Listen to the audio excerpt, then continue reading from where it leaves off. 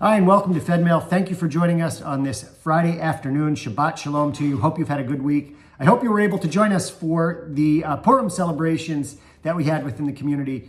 First night, everyone got together at their own congregations, had a wonderful time reading the Megillah, wearing costumes, participating in Purim carnivals, giving tzedakah, eating hamantashen, and having a great time. The next night, last night, we had a community-wide celebration at Polar Park, and let me tell you, it was excellent.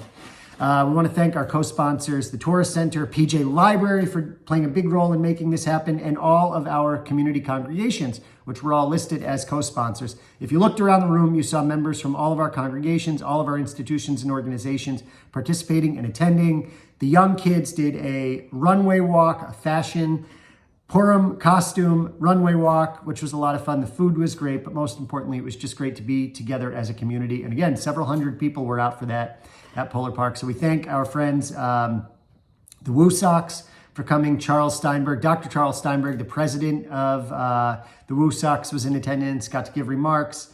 And thank you all for taking part in that. A few things coming up. March 27th, trivia, Israeli trivia with our Shaliach Aviv and Clark University. Looking forward to it. Good Deeds Week, sponsored by the JCC, taking place on April 3rd.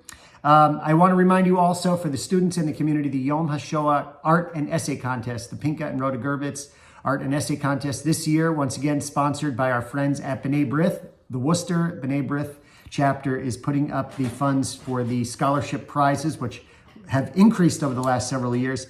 Make sure you check out that the outline of that contest. Don't miss out on it. It's a great opportunity to do something interesting and to observe Yom HaShoah. And Yom HaShoah continuity, teaching the lessons of the Holocaust, could not be more important.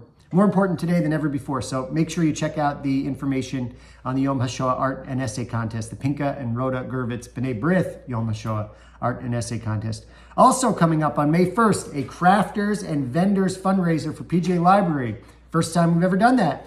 Looking forward to it. May 15th, our Yom Ha'atzmaut celebration.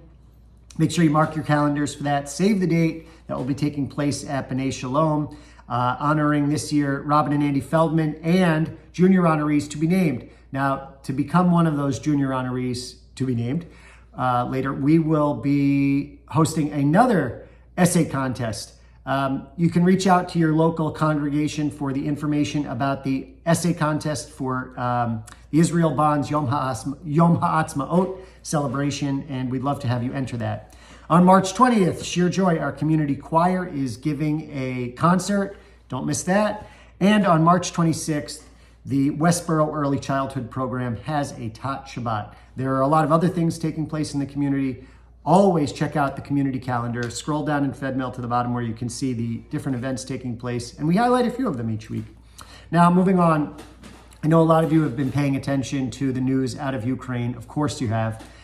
It's a tragic situation unfolding there. Only has gotten worse over the last several weeks, despite the fact that the Ukrainians have done a valiant effort being able to stave off these massive attacks from the Russian forces under the heroism of the Jewish president, Vladimir Zelensky, someone who we're all looking up to as like a modern day Churchill. And we have, in our community, have been raising funds to help those on the ground in Ukraine through the Jewish Federations of North America. Locally, we've raised about $37,000 to date, which is phenomenal. If you haven't yet made a donation, you can use the tab at the top of Fedmail. It says Donate to Ukraine. That's the Ukraine Emergency Fund. If you have a donor-advised fund with Federation, you can make this really simple. Just give directly from your donor-advised fund. Reach out to us. Love to answer your questions.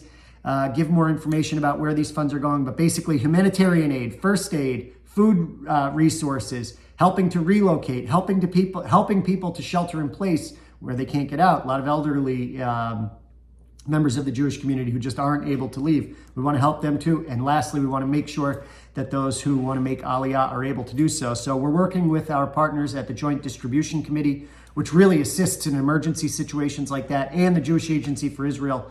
Everyone's coming together. It's a collaborative, collective effort, utilizing, harnessing the strength of the collective, the strength of Jewish Federations of North America, all working together. Thank you to the 50 or so people from our community who have made donations, sizable, substantial donations, tens of thousands of dollars in some case.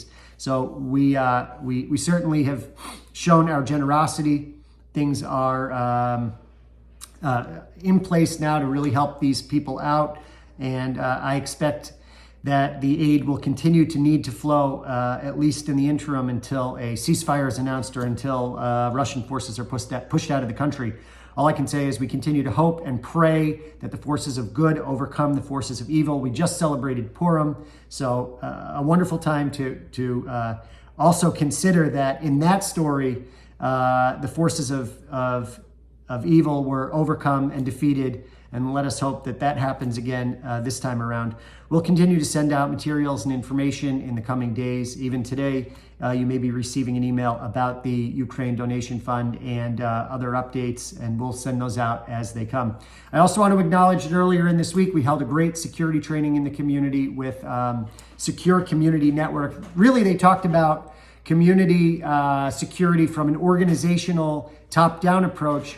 We want to ensure that our community members have the skills necessary to protect themselves in the event of a mass shooting or other emergency situation. So we are going to hold a training that focuses on that with our local police. We're already in touch with them to discuss this.